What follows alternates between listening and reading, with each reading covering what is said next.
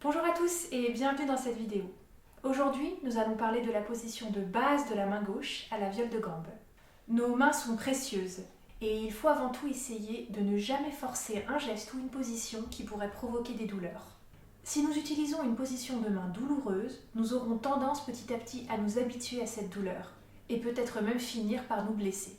C'est pour ça que le plus important, c'est d'abord de rester à l'écoute de votre corps. La méthode que je vous propose est celle qui fonctionne le mieux pour moi, mais elle n'est certainement pas universelle. Et peut-être vous faudra-t-il adapter certaines choses afin qu'elles vous conviennent à vous avec votre morphologie.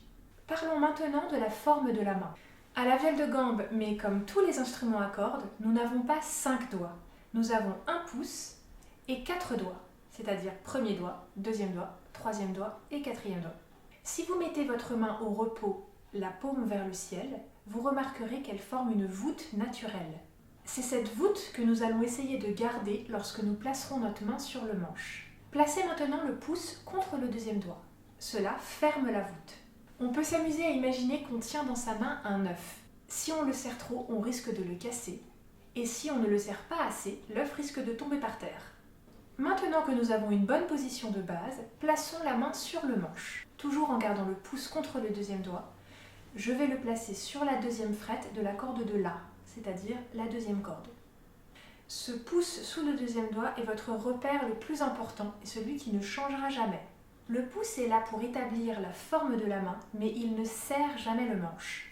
Il doit garder la forme de voûte que nous avions précédemment, c'est-à-dire légèrement pliée et non tendue avec le gras du doigt contre le manche. De la même manière, l'index est légèrement arrondi et c'est le bout du doigt qui touche la corde et non pas le gras. Cette position implique d'ailleurs de se couper fréquemment les ongles. Notez que je place mon doigt contre la frette juste derrière et non pas au-dessus.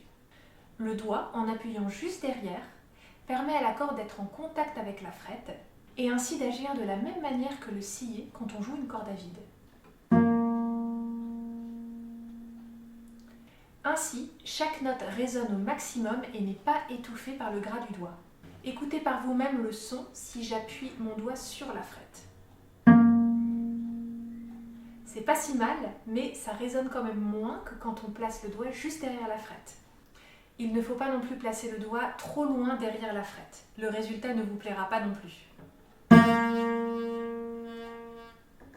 Plaçons maintenant les autres doigts sur la corde, chacun derrière sa propre frette.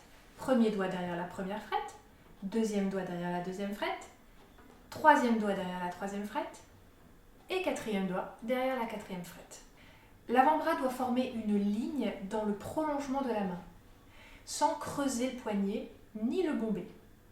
Le coude et le poignet sont détendus mais pas complètement relâchés, car il faut toujours garder une position dynamique. Cette position est la position de base pour jouer de la viole.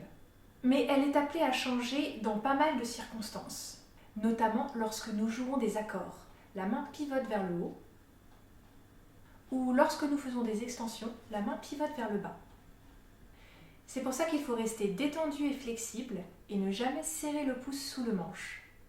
Nous rentrerons dans les détails de ces différentes techniques dans une autre vidéo. Et voilà, c'est terminé pour aujourd'hui. J'espère que cette vidéo vous a été utile. Et n'hésitez pas si vous avez des questions à les poser dans les commentaires, je serai ravie d'y répondre.